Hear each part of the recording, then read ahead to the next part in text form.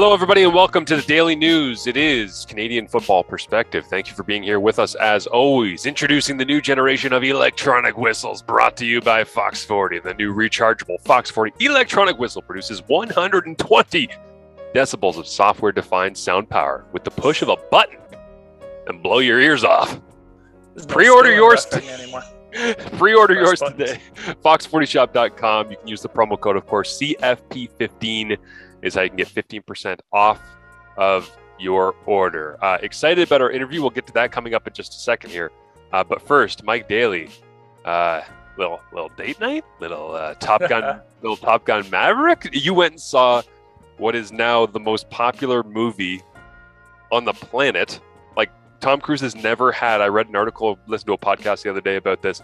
He's never had $100 million movie on debut weekend. It made like $124 million. And it's super interesting because he actually held off on releasing this because he wanted it to be on the big screen in the theaters for people to go, not during.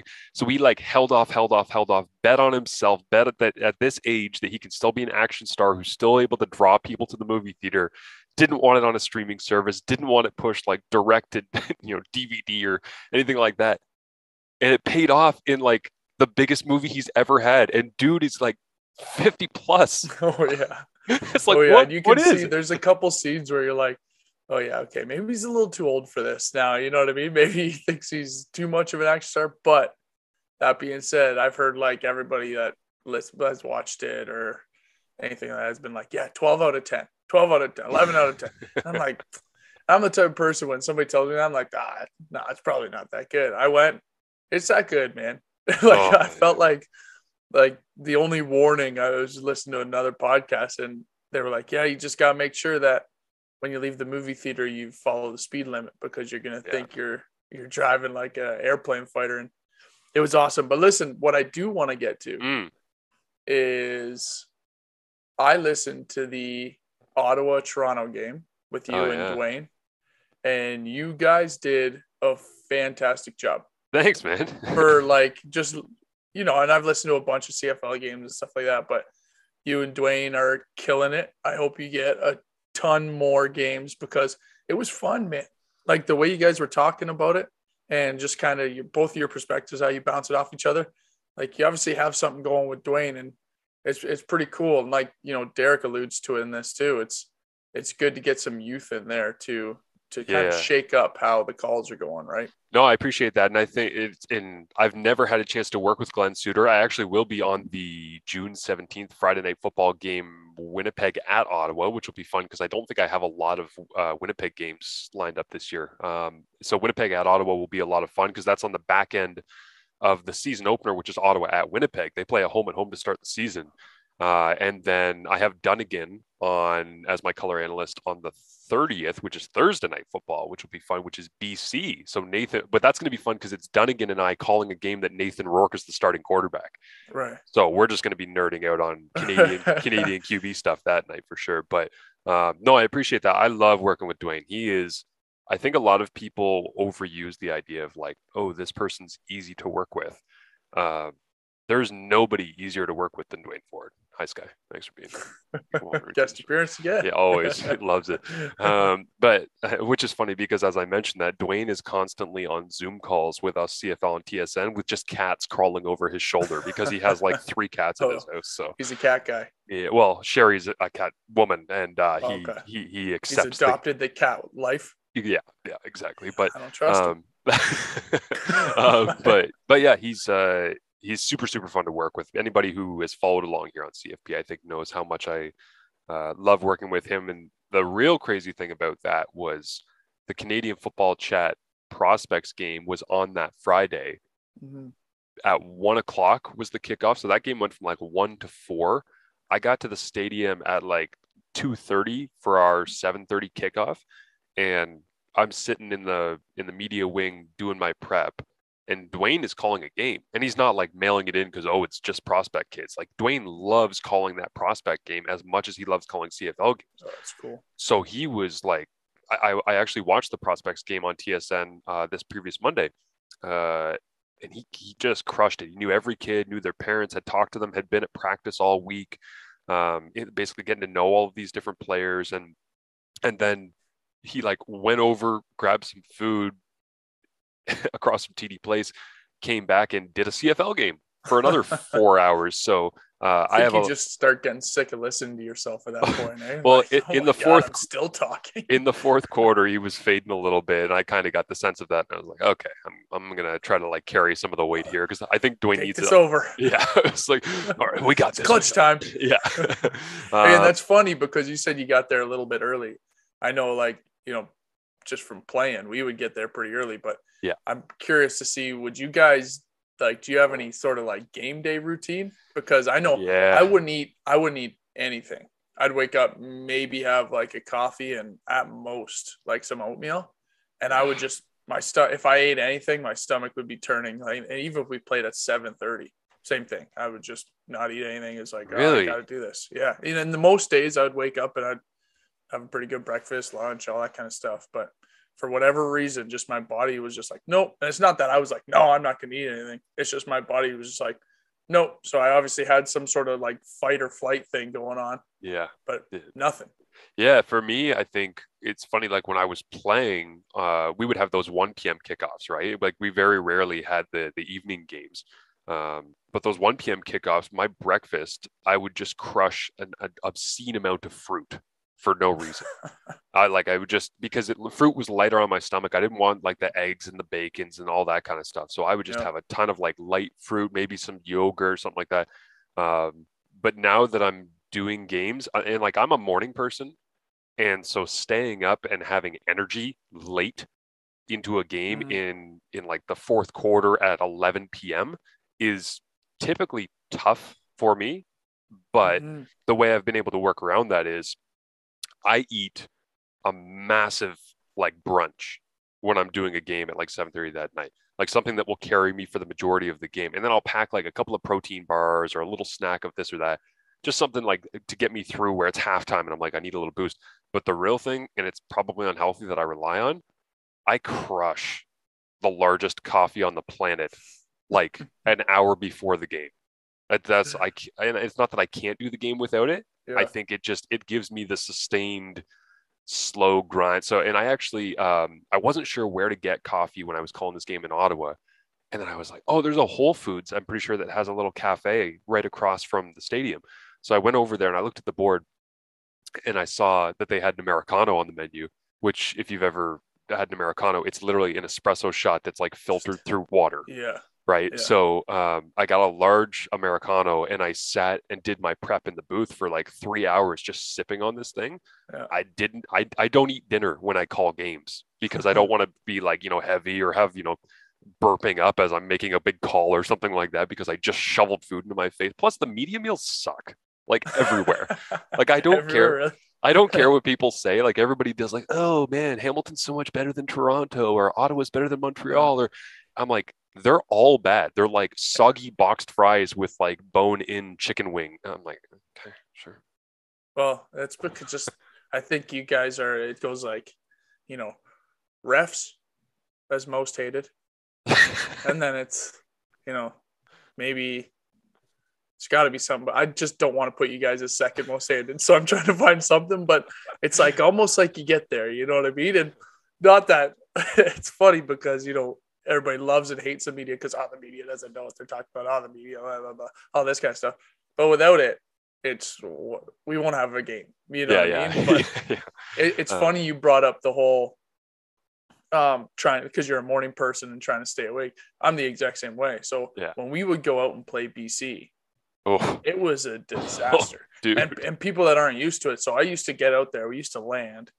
And we'd either go, 2 days before or a day before. But at that night, I would like stay up as late as I could and just be an absolute zombie and then plan to sleep in that whole morning as like and not move from my bed. Even when you wake up, you're like, no, go back to sleep, go back. Because of that reason. I remember early on, we would have those 7:00 games in BC. And I'd be like, go over to our trainer. I'd be like, hey, you got like an energy drink or coffee or something. And it'd be like the middle of the third quarter going in the fourth. I'd be like, I need something. So then I would just end up having those 5-hour energies. I have one before the game, one at halftime. I'm like, I'm not going through that again. Man. I'm staying awake through it. But then the problem is you get home at 3 a.m. after the time you get out of the stadium and whatever you're doing. And I'm laying in bed like this. just wide awake, staring at the room. Can't sleep for like 2 days. It's just like, oh my God, this can't be good for me. This is, and again, just before we get to Derek here, I'll tell you, I have some ridiculous BC stories because I was doing morning radio when I was calling Ticats games, which means we start at 6 a.m., which means I'm usually up at 4:30. And so 4:30 Eastern, of course, is 1:30 a.m. Pacific. But I'm only there for about a 24-hour period to fly in, call the game, fly out. I'm like, I'm not messing up my whole sleep schedule and missing my alarm to go do morning radio on Monday morning because I got to call a game on Saturday night at 7 p.m. So I would stick to Eastern time. So I would go to bed in BC at like 7 o'clock. Like the sun hasn't even thought about going down when it's June or July. And then I would wake up at about 1:32 a.m. and do prep like through the night. I'd be sitting there in the hotel doing prep. And the second that the sun would start to come up, I would just go for like a 3-hour walk around Stanley Park. Like that was my way of just killing time, was just like, go do something. In the 1 year, I rented a paddleboard because I was like, I want to do something active to kind of get the juices flowing and wake my body up and stuff. So I found a wag jag for a paddleboard and I took it from wag jag. Yeah, I took it from the end of like down by BC Place out all the way to like Sunset Beach, Second Beach, like out towards Stanley Park. And I was like, man, this is super fun. It took me like an hour and a half to paddle down. I really enjoyed it. And then I realized the second I turned around, oh, you know why it was so fun? I had the current at my back. Oh, man. And I spent the next 3 hours paddling directly into the current to try and get back to where I had been up at the top of where BC Place was. And by the time I got there, I was like soaked. I had to like exhausted. And that was like, I'll never forget this, Mike. It was before the game. And that was a game that Mike Morreale couldn't be there as my color guy. So I had to do it solo, play by play and color. It was just me in the booth with a microphone for the game. And I went over and found some place that had like, you know, the largest pizza I could possibly find. And I sat and ate like an XL pepperoni to myself because I had burnt so much calories just like grinding something in my through the day. Body clock was so off and whatever. So anyways, yeah, it's that time change stuff. I'm glad you actually brought that up because it is one of those things where week one, every single game is in the West. Like there's no teams from the East, and that stuff is, we'll talk about it more as the season goes on, but it's wild the impact that has on bodies. And if you're, but that was the thing I respected so much with your Ticats teams was you guys would go out to BC and consistently like compete and get after it. And like, it was so much fun to know that you guys were going through this like body trauma and just like, nope, don't care. We're getting after it. But I will say 2018, when we were out there, Jalen Ackland made that ridiculous catch. Mm-hmm. I think Braylon was starred in that game, but June Jones coaching a game on the West Coast, did it not seem like June just felt more at home? Like calling that game, hanging out, being around. There was something about being in the Pacific time zone that June was just more himself. It was weird. Yeah, he probably went over to the other bench. Was like, guys, you got to hire me. Yeah, bring me back out here. I miss West Coast. I got to get back out here, man. There's ocean breeze. Oh, he loves it. He does love it. Let's get to our interview with Derek Dennis, of course, offensive lineman for the Calgary Stampeders. What is your connection to Derek? What made you interested in getting him on?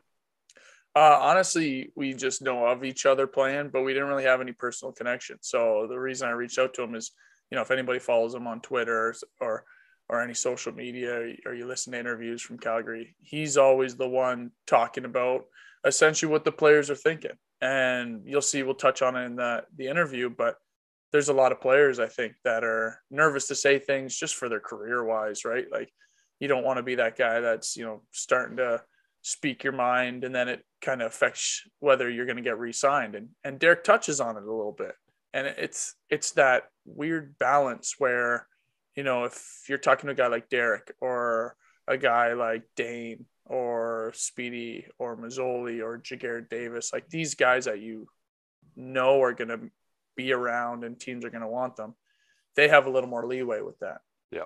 When you get to the guys that role players like myself for a little bit, those type of guys, you kind of get nervous. And I don't think you should be, because I don't really think the owners or anything like that are doing anything to blackball people that much. But if you kind of touch a nerve, then maybe one team, and all it takes is one, will be like, oh, we just really don't want to bring that on. You know what I mean? You see all that stuff in the NFL with like the Antonio Brown, and that's kind of how players think. So the reason I wanted to get Derek on is because he will speak up about those issues, and he will kind of say, hey, this is what players are thinking. This is how the locker room is. And it was awesome to have him on, because it was exactly what I thought, what I had heard from other teammates that he would be. It was awesome. Welcome to June, everybody. Looking forward to having some great shows for you throughout this month and, of course, this season here on the Daily News and on Canadian Football Perspective. Let's listen in to our chat with the one and only Derek Dennis.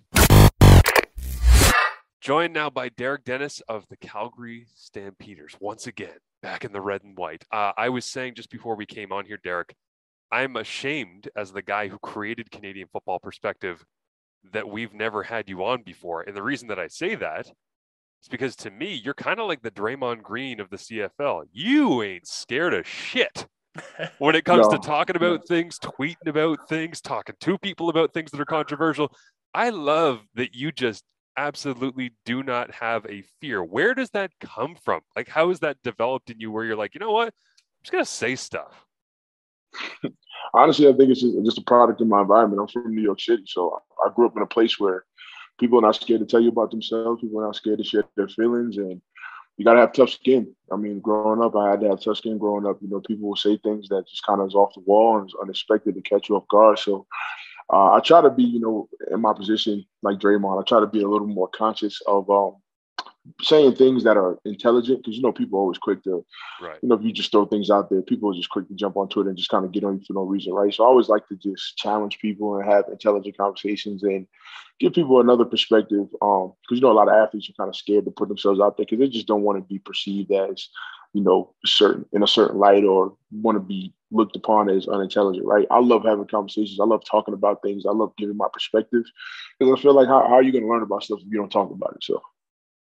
Yeah, and I think that's kind of my favorite thing is you say what a lot of people are actually thinking, right? And you know that because you talk in a locker room and everybody will say, oh, yeah, I appreciate you standing up like that. But it's funny to see how when you just say something like that, because, some guys are nervous because it might go back to the GM. They might get, hit the coach or something like that. But when you say it, I mean, it's funny because you'll talk with anybody online about it, and they might be saying you're wrong, and you'll tell them exactly why you're right. And, we just appreciate as players because you're like, yeah, that's what a lot of what Derek's saying is. A lot of people are saying that in the locker room. You're just not hearing it. Right. And as media, sure. I would say too, Derek, like sometimes there's things that you say that I disagree with, but then I ask somebody who's closer to the game and they're like, oh no, Derek's right. It's crazy. A lot of guys in the league will call me, they'll tweet me, they'll like DM me, or they'll text me and be like, yo, bro, I need you to go on Twitter. I need you to go in. I need you to stand up for us. Cause I don't know what it is. Like you said, a lot of guys are just scared to kind of put themselves out there and just say things. Right. And for me, I feel like I have the mental capacity and the demeanor to handle whatever comes my way. Right. It kind of did bite me in the butt a little bit because, after the 2019 season, a lot of teams I feel like are a little skeptical of touching me just because they know I'm a guy that has no problem with it. If the team is doing something bad, I'll call you out on it. Like, I'm not going to be scared to say that, right? And a lot of times in football, especially, you got old school people who kind of into that, we just want you here to play ball. We don't need you to do any of the other stuff, right? And I feel like Draymond said, man, we're in an era now where it kind of, shut up and dribble and shut up and play is kind of long gone, right? We as athletes have a platform to be able to kind of put our opinions out there. And I don't really condone people just saying anything, right? If you're going to put it out there, at least make it intelligent, at least have a argument for why you feel that way. So even if people don't agree with it, that's what Twitter is. It's all opinions, right? Not everybody's going to agree with what you say, but if you can have an intelligent conversation and go, you know what, I understand where you're coming from. This is how I view it. And then have that back and forth. And then that's it. There's nothing wrong with that. That's interesting about the players that are messaging you to be like, hey, we need you to stand up, because once you put that expectation on yourself as I'm the guy who's willing to step up and have these conversations, it creates this burden on you. Like, do you feel that burden at all? Is that something that you've kind of reflected on and you've said, oh, I didn't realize I was becoming this guy that was going to be expected to speak out on things. But once you get to that point where people expect you to start speaking on things and you don't, they're like, well, something must be wrong. Why is he being quiet about this issue? Yeah, actually, that's what it is, man. I was actually getting that once camp started and we got to swinging things, and I even had fans come up like, "Yo, you're the most vocal CFL player that's on social media about topics and saying things, and you've been like eerily quiet since the whole CBA thing." You're like, going yeah, on. I'm working. I'm in training camp. And I was like, yeah, I'm practicing it too. Like for me, I know this is like my second. I was kind of getting into the league after the 2014 CBA, and then I went through it in 2019. So for me, it's like a pattern, right? I kind of knew where things would go, so I felt like it wasn't no need for me to say anything because I kind of knew what would happen, right? But I was very vocal with being in contact with a lot of Solomon and having that relationship to be able to text those guys and call them and saying, hey, reaching out to me saying, hey, we love that you have that perspective. You're one of the guys in the league who we view as a leader, someone who people listen to what you say. So when you say things, we kind of pay attention to it. So I mean, it's kind of the moniker I've taken on, man. I didn't plan on it being that way, but me just being myself and being someone who's not afraid to say things and challenge people and go against the grain has kind of put me in that position. But I don't have no problem with it. There's no pressure to me. To me, it's just me talking. I don't look at it as like, oh, I need to be the voice of the people, even though I end up kind of being that. It's just more of I just feel like, athletes need to stop being afraid to just put themselves out there and let people know, like, this is how I feel. Yeah, and it's funny you say that because I started this once I was done playing, mainly because it's like, okay, well, I know if I say what I really feel or what I'm really thinking, it's either going to get back to a coach, back to a GM, whatever it might be. But then once you get out, you're like, man, that's kind of even with the fans. You know what I mean? I mean, you see it enough. The fans are itching for it, right? And I know you started on Twitter. You started the little group with the CFL players to kind of give everyone insight. Like, hey, this is what we talk about. This is what's going on. And I think that was cool. That was taken too well. But I mean, in terms of, trying to balance that act, do you ever get anything from the coaches, like them coming up to you saying, hey, maybe you should tone it down a little bit. Maybe you should, maybe not be so opinionated on Twitter, something like that? Or do they just not care? Every day. I got it in the off season.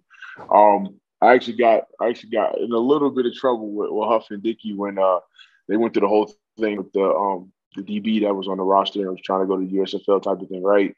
And I was just tweeting about the topic in general, right? I think me and JC Abbott got into it on Twitter about it. And I know he's a passionate, CFL guy. And I love talking to people who are passionate about the game because I hate the fact that sometimes my viewpoints may get misconstrued as someone who's like complaining or doesn't care, when in all actuality, I really do care. I love the Canadian game. I love everything about it.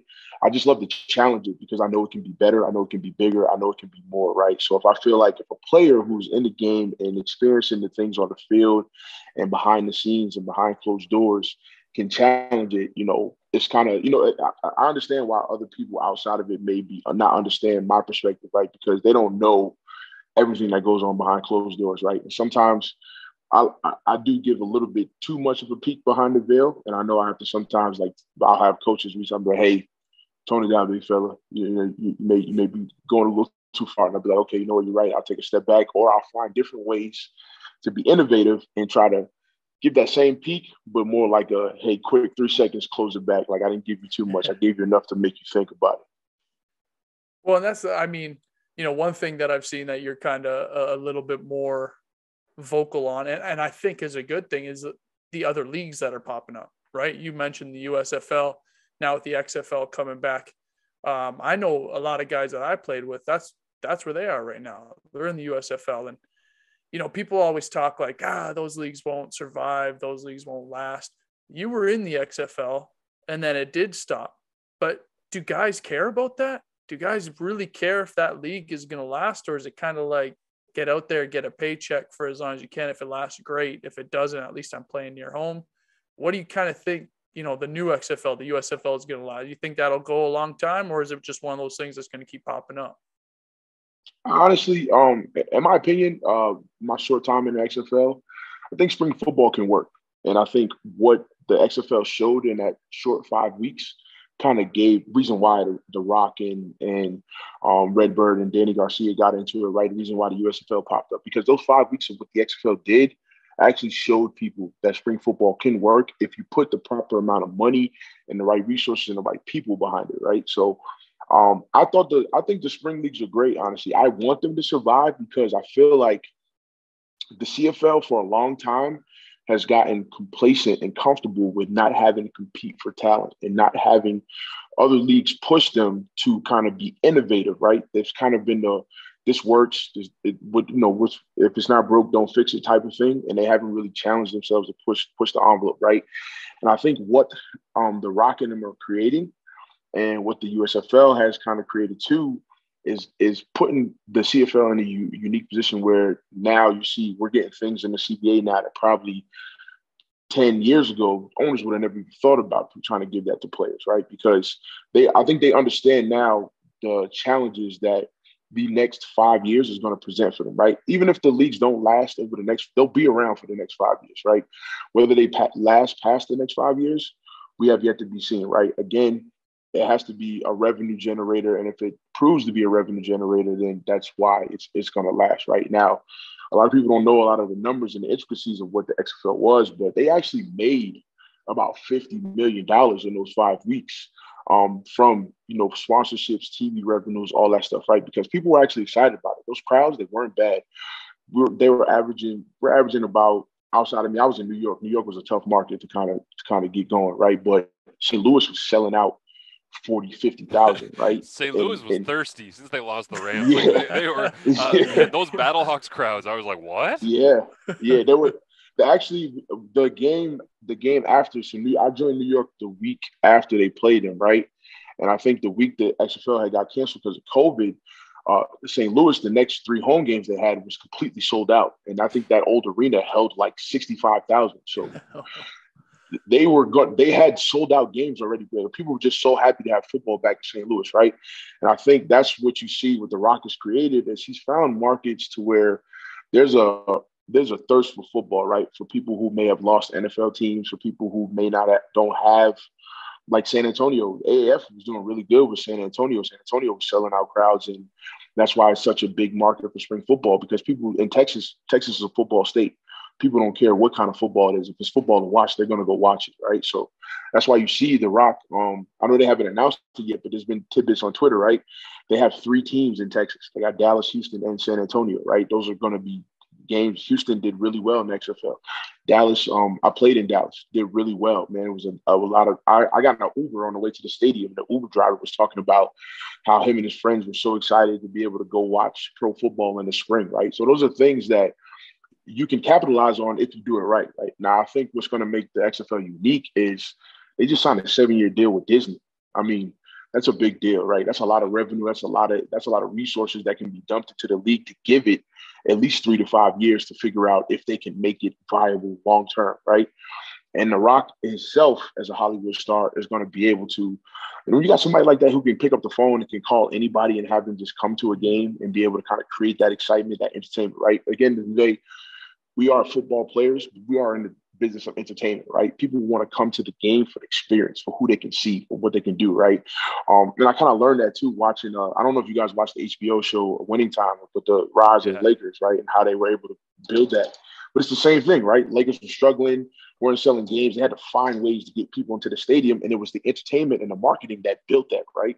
So if you don't focus on that and put money and invest money into the entertainment and the marketing, well, how are you going to expect people to want to come to these games, right? So I think that element of it is what's going to make it a unique thing moving forward in these next 5 years. I could go 25 different directions, but I can't pick one. So, Mike, you go.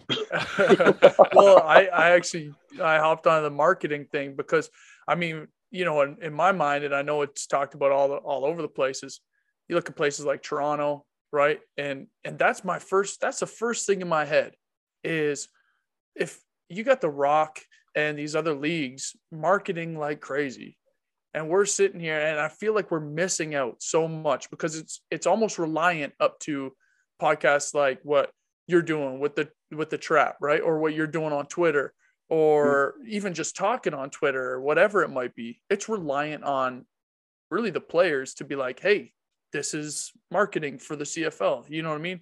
Other than that, it's like, it's almost like they're complacent. And you said it perfectly. It seems like they're getting complacent at this time, because if we're going to get beat out marketing from the XFL, I mean, you look at Toronto, look at BC, some of those home games when you go there. I mean, when we go to Toronto, the only reason it seems somewhat full is because it's all the Hamilton fans, but there's no marketing. And it's just frustrating as a player to say, why do we have to be the ones marketing Derek Dennis, right? You see more stuff on the CFL draft of guys that might make it, might not, and not enough on Derek Dennis or, Speedy B or Bo Levi Mitchell. And it's just frustrating, man. You talk about all the time in locker rooms. Like, do you have any idea how we can change that? What do we need to do? Is there anything we can do?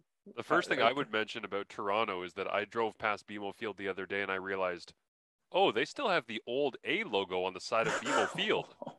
No. I was like, if an NFL team changed their primary logo, do you think the old one would still be on the side of their home stadium? No. No. Honestly, I think it's weird too, right? Because think about like before The Rock really got into the XFL, right? Whenever he would mention the CFL, how they would just blast it over everything, right? How they would the hyperbole of, even though The Rock was in the league for 2-3 weeks, maybe, like he wasn't even like a star in the league. And he has cranked those 3 weeks into more content than anybody who's ever spent 3 weeks. Listen, I make jokes with guys all the time. I'm like, if I got to hear the $7 story again about how after he got cut from Calgary, he had $7 in his pocket. I'm like, okay, we get it. And we get there's more press about Chase Claypool because he's a Canadian player on the CFL stuff. Then it's like, I'm like, this guy probably doesn't even know what the team names are, and he's got more marketing. To Derek's point, though, about that $7 story, I laughed for years, Derek, because like once every 9 months, he would take to Instagram and he would post like a 3-minute story of him like watching a Lions game on TV. And every time, everybody in the CFL was like, this is the coolest. I was like, we've heard this. We've heard it's the exact same story over and over and over again. It's funny, man, because I'm like, man, think about all the great players that have come through this league, right? And a lot of the things too. But what I do is I want to kind of help build it to the point to where when guys are done with their career, right, they're able to come back and be able to monetize whatever impact they left on the league, right? For me, my thought process is if I can help the league grow and be bigger, then my time here was worth it, right? More than what I did on the football field, right? Because I'm tired of having to go back home to the States and people look at me and they can tell I'm a pro football player, but they have no clue where I play, right? And as soon as I say, oh, I'm in the CFL, they go, what's that? Oh, they play football in Canada? I had no clue. Like, what's it like? And then I get all the questions of, well, how different is it? Like, and then people finally watch the game and they go, okay, yeah, that was kind of cool. Like, and they get thrown off a lot of quirky stuff with the yard off the ball and the bruise and all these different things, right? But when I finally explain to them, like, the uniqueness of the game and what it presents, then it's kind of like, oh, okay, I didn't even know, like, that was a viable option, right? So my thing is, and you brought up the point of Toronto, right? You have Drake right there in your backyard. If I was in CFL marketing, I would say, listen, can we scrum up 500, 600, close to $1 million, say, hey, Drake, come to an Argos game for 30 minutes and just tweet about it, right? Drake has close to 50 million followers on social media, probably more, across, right? Mm-hmm. And a lot of those people are Canada, right? It's the same thing with the Raptors, right? You got someone who literally has the entire country behind them. And if he was to mention the league one time, how much traffic you can get and build off of it, right? Did you see him watching on his Instagram the CEBL, right? The Canadian Elite Yes. Basketball League. Like literally this past week, it was the Scarborough Shooting Stars because Jake Hole's playing for them, Mm-hmm. and he said out one thing, and I saw the CFL Reddit Braden Stachel sent out this where he just said like the amount of exposure that dude putting one post up is worth. It's the reason why the Kardashians charged $2 million for advertised posts. It's why people on Instagram make so much money for having a certain amount of followers, right?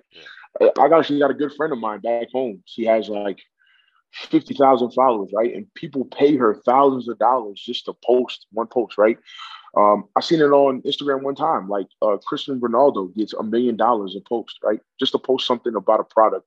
people will pay him $1 million because they know how much traffic and revenue him posting it is going to create, right? So why not utilize that to your advantage, right? Why not have all these Canadian guys that you like to post content about, at least reach out to them and say, hey, if we send you $10,000, come to a game, post about a game, like stuff like that. That's just going to create, especially with the new age of social media and how much access that you can create revenue and traffic for yourself. If you just get the right people with the right amount of eyes on them to say one thing about you, right? I think the NFL now is even doing it to where they have TikTok stars as team ambassadors so that they can post stuff and say they're at a game and post the experience to get it out to people, right? So they can say, hey, you know what? I want to actually go watch a Washington Commanders game, even though I know they stink and they're not going to win.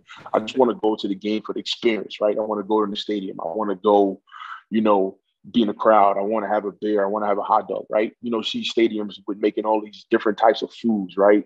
To have people want to come and do like a food challenge, right? There's so many different ways that you can build traffic and revenue for the league that they're just not capitalizing on right now. And to be honest, it's like the $100 million question. Like, why are they not trying to capitalize on this right now? So I think there's tons of opportunity for marketing. There's tons of opportunity for branding. There's tons of different ways to kind of get the brand out there. And players, are kind of been begging for it, right? That's why you see guys doing podcasts. That's why you see guys, creating clothing brands. Guys, we got a ton of athletes like Don Jackson, who's musically gifted, right?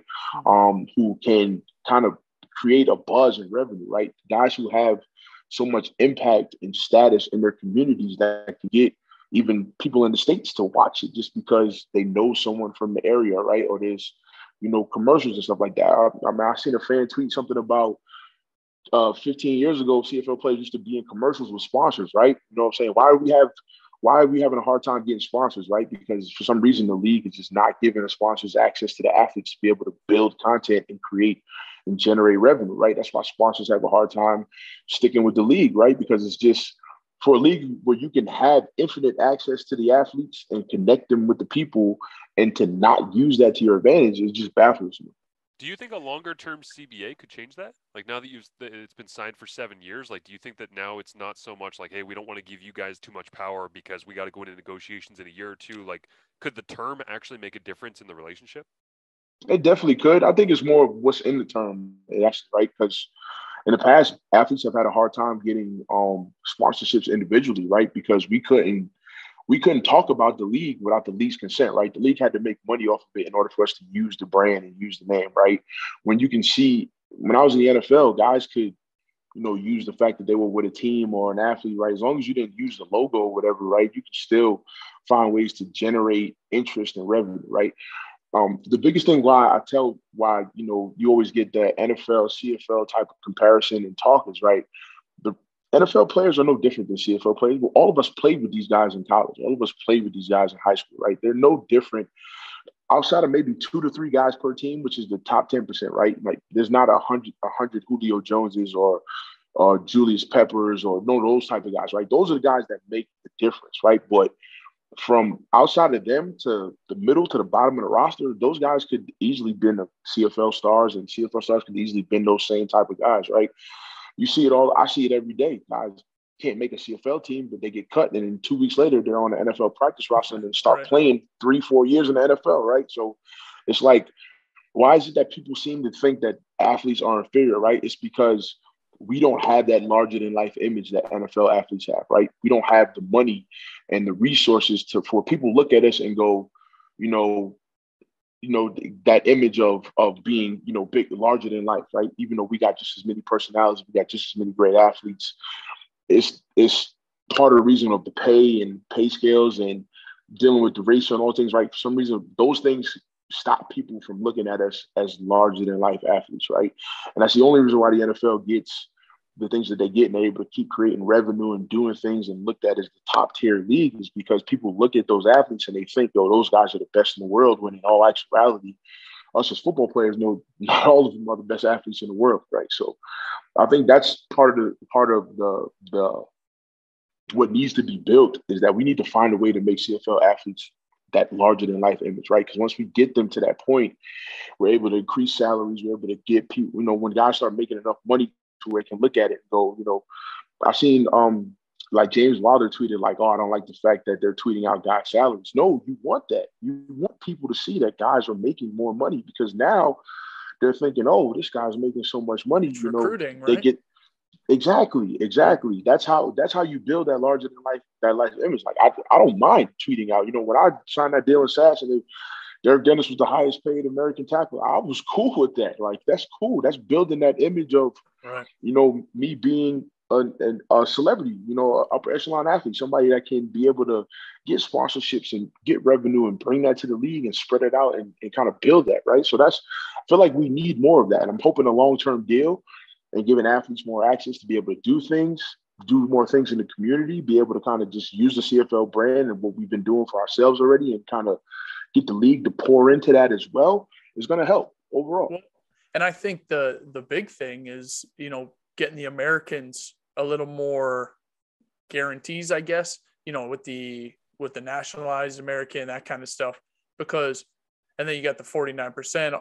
You need, because the problem is I mean, you could talk to it more than I can, but now when you're talking about going between a couple different leagues, you're like, well, I can stay home or I can come up to the CFL. What a guy, like, I mean, the pay doesn't have to be that much off, but if you got the chance to stay at home, you're probably going to stay at home or at least somewhere in the States rather than going to Canada. But now to see that, they're putting a little bit of effort and saying, okay, now we'll have the nationalized American, right? So now that's going to keep some of those guys, those household names like yourself, right? Like Zach Collaros, like those type of guys around and now in the same spot, right? And then you got the other guys that can play the 49%. That's going to keep guys a little longer term, right? Because the Canadians are the ones that are staying on one team for a long time. The Americans, it's like, well, there's no incentive to, right? There's no ratio protecting them. But now with this, I think that's huge for guys that want to stick around one team, want to be able to market around that one team, want to get those sponsorships, for yourself in Calgary, right? That's going to be huge because they're like, oh, you know what? Derek Dennis, he's going to stay here a little bit because he's now got that status. And I mean, hey, maybe you can go play guard once in a while now too, that you might be a Canadian. You know what I mean? The crazy thing, I already got a couple guard games under my belt. Actually, Calgary did it to me in 2016. Sash did it to me. Like, I don't know. And that's the weird thing too, is like my whole career, I've been a guy who's played multiple positions, right? But in the CFL, as an American, if you go from playing tackle to guard, now all of a sudden they're looking at you like, oh, you're not good enough, you stink, right? And that's a lot of that has to tie into the ratio and stuff like that, right? I remember like when Sash moved me from tackle to guard, and I remember, Ches being on TSN saying, oh, he got demoted, he's not playing well enough. And he goes, no, they asked me to do that because the team needed it, right? They felt like, the Canadian guy they had wasn't ready to play guard, and they had another American who could play tackle, so they tweaked the ratio so that it could help the team, right? But for some reason, that storyline of me getting demoted was what got pushed, right? So that's the stuff that as American you got to deal with sometimes, right? So and again too, I think protecting the American stars is important because think about old school guy like Ron Lancaster, right, who was able to kind of play under that nationalized type of thing, or what was the running back from Sash? Reed, 34 Reed, right, who's very popular, right, player, yeah, who were able to play under that nationalized status, right? So, and those are the guys who people to this day still talk about, who are basically like entrenched in CFL culture, right? So, I think being able to protect the stars, give guys a chance to be able to build that is important for the league, right? Because, like I said, these new spring leagues, it's kind of what happened to me from 2019 to 2020, right? I talked to a lot of teams are interested, right? But because of my resume, I came with a certain price tag, right? And teams were like, you know what, I don't know if we're willing to spend that on a tackle, all these different things, right? And then as soon as I became available and I reached out to the XFL, they was like, oh, you're free? Like a guy like you? Oh, yeah, come play with us, like type of thing, right? And you got to deal with that now with not just veteran guys, but also the younger guys, right? And that's really what's been the lifeblood of CFL is the rookies coming in and being able to play on a lower deal, play with that expectation of being able to go to NFL, right? How many times have you seen guys like Deontay Spencer come through the league, or a guy like, Devontae Dedman, right? Guys like that who who could be bona fide stars up here, right? But because they do get that opportunity for the NFL to snatch them for a couple months, see if they stick, see if they don't stick, type of thing, right? You don't want to have to keep constantly dealing with that, right? Because those are guys that you can build a brand around, right? So if you give those guys a chance to kind of feel like they can make money and do some things with it, then those guys will be more likely to stick around, right? So, yeah, I think that's what the nationalized status thing is coming from. Now, again, how they're going to figure out the 49% and all this other stuff, I don't know how that's going to work, right? So, this is my theory on it, is I think what you guys are going to see as an O-line is you're just going to see on second and long an all-American D-line, whether there's a Canadian D. I think that's what's going to end up happening. Have you had that in training camp? Has there been any rotation packages where you're like, wait a minute, Derek Wigan is not – where's Wigan? He's disappeared. I mean, I think teams are kind of incorporating that into their, like, repertoire, right? I know a lot of teams have these little, like, quirky packages. They may give it like race car names, right? Where they can have all the speed guys on the field at the same time. And all of a sudden you're looking at 4 or 5 defensive ends on the field and you're going, wait a minute, why are they all here at the same time? Like, what's going on, right? So I think that's going to be something, a guy like Chris Jones is going to find a way to utilize it to his advantage. I don't know how, right? Yeah. He's found ways around it in the past. So I know giving him a little more leeway, he's going to have some fun with it. So who knows, how it's going to work and who's going to be in charge of keeping track of it. But my thing was just more of, I just feel like CFL athletes as a whole need to have more say in marketing, need to have more say in how the game is being grown and how the league can grow, and also just giving guys that opportunity to make money, right? I always felt like the minimum salary in the CFL, at least by now, we're talking 2022, should have at least been 100,000, or at least for medium guys, right? And then you got the higher tier guys, the quarterbacks who are always going to make more, and all these things, right? So, I think as we grow to that, it's going to help the league grow. Again, that's why I promote the other leagues and talk about the other leagues, because competition is king, right? As a football player, you're always taught that every day is competition, right? No spot is guaranteed. You never promise tomorrow, right? So I feel like if we're held to a certain standard to perform, to be able to hold these spots and play in this league, then I feel like so should the owners and coaches and everybody else who's involved with it, right? Be held to those same standards to kind of keep pushing and promote it, right? I mean, that's kind of where I'm at with the whole thing, right? I always just want to find, like I said, find ways to challenge the game to be better, challenge the players to be better, challenge the coaches to be better, challenge the front offices, the GMs to be better, right? I'm excited about the guaranteed contract things. I hope, teams actually do give those out, because now it's going to force them. That's the thing, right? And you kind of worry about that. It's like, okay, we have it in, but are they going to agree to that, right? And you hope they do, and that's the reason they put it out front. But that would be huge, right? That's huge for guys. Absolutely. That's part of the reason why NFL teams don't have so much roster turnover, right, outside of the bottom of the roster, right?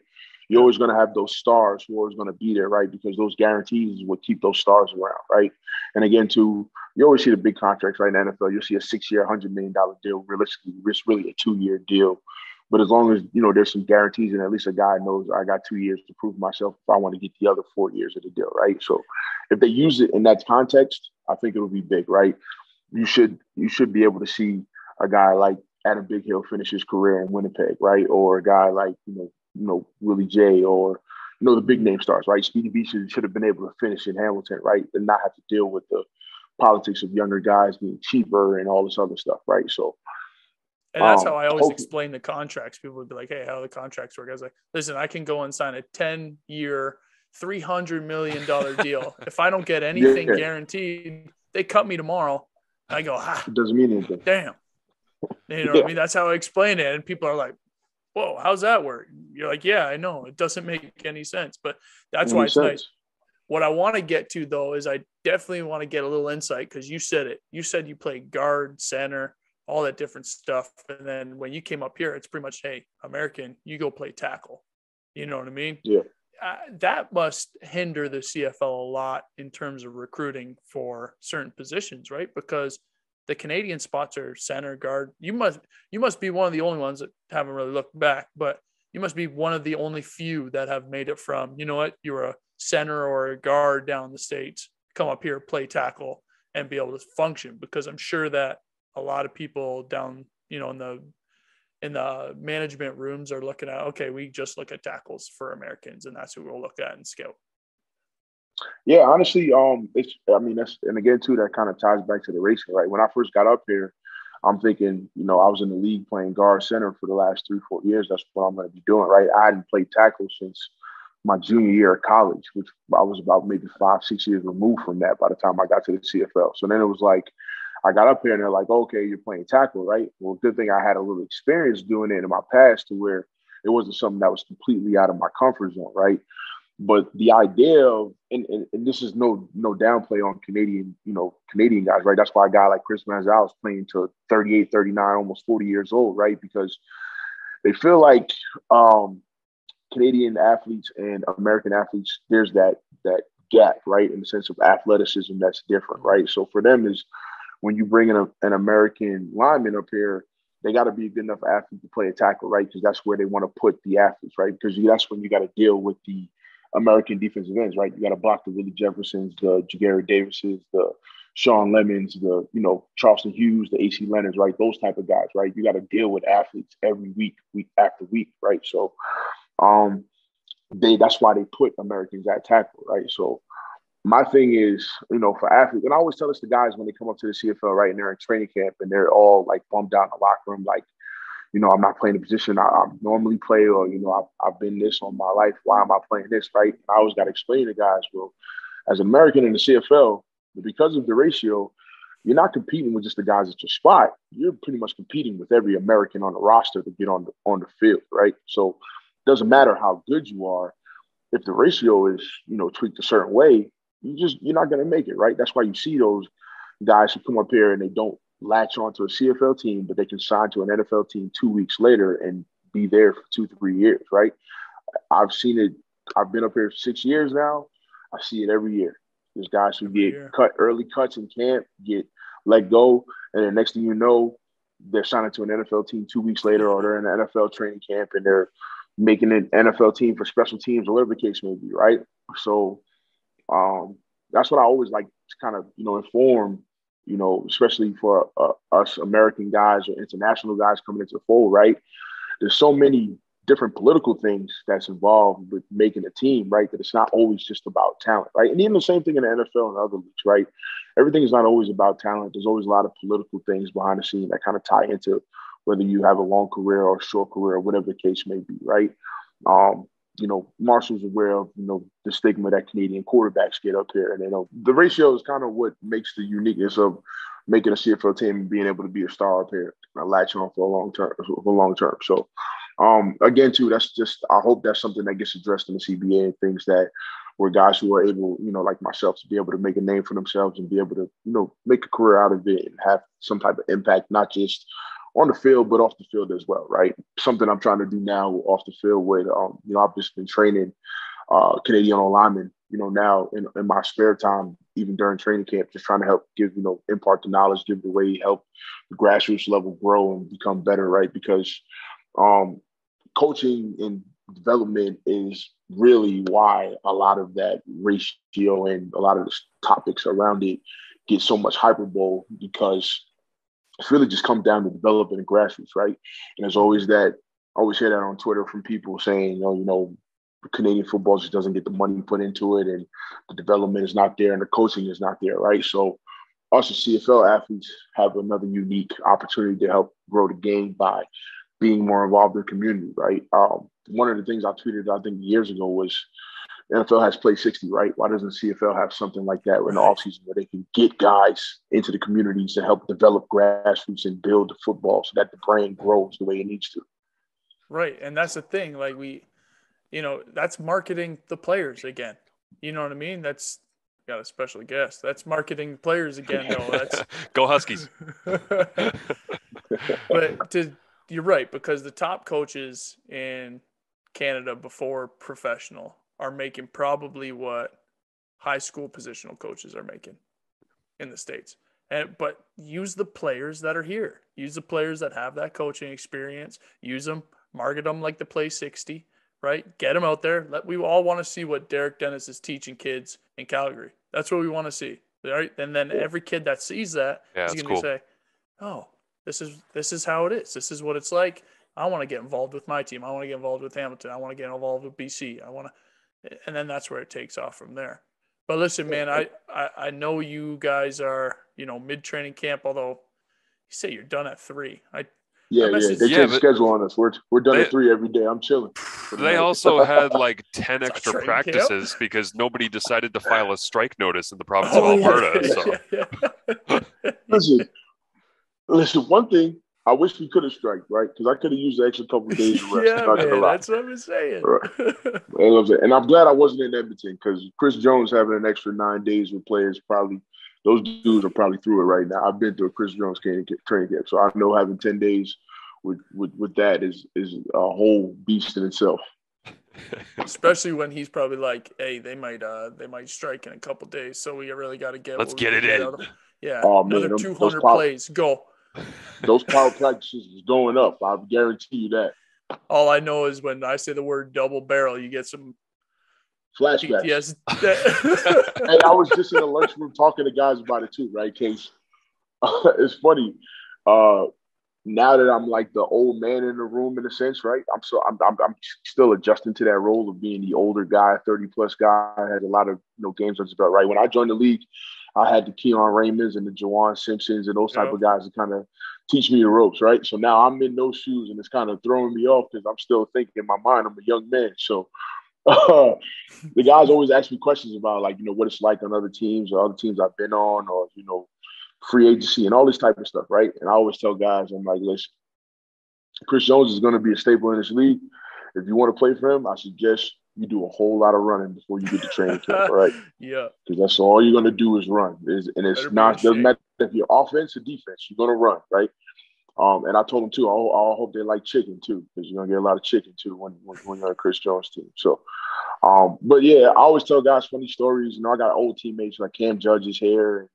Me and him always go back and forth about our experiences in SAS and stuff. So that's a good thing about being a seasoned guy. I mean, I've been able to, interact with a lot of different guys, whether I played with them or, I hope they bring CFL week back. I think that was awesome. That was a great way to connect with other guys in the league and build camaraderie, man. I've built a lot of relationships with guys that I probably never shared a locker room with, right? But the experiences of football and being a football player is something that bonds people differently outside of whatever they've gone through, right? That's one thing I love about a football locker room is it's like I feel like it should be a microcosm of what the world should be, right? Bringing a whole different bunch of people who have come from different backgrounds, different nationalities, different color, right?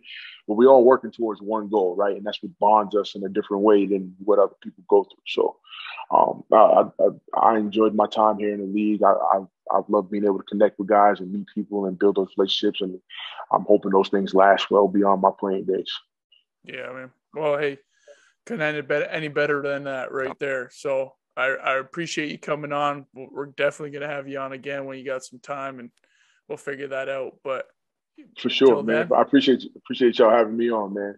Marshall, hey, keep doing your thing, man. Thanks, bud. I'm glad they added you to the TSN roster. They needed some youth, man, badly. So keep doing your thing, brother. I appreciate you, man. I hope I get a couple of Calgary games so I can give you some love. For sure, man. All right, fellas, y'all have a good one. I appreciate y'all.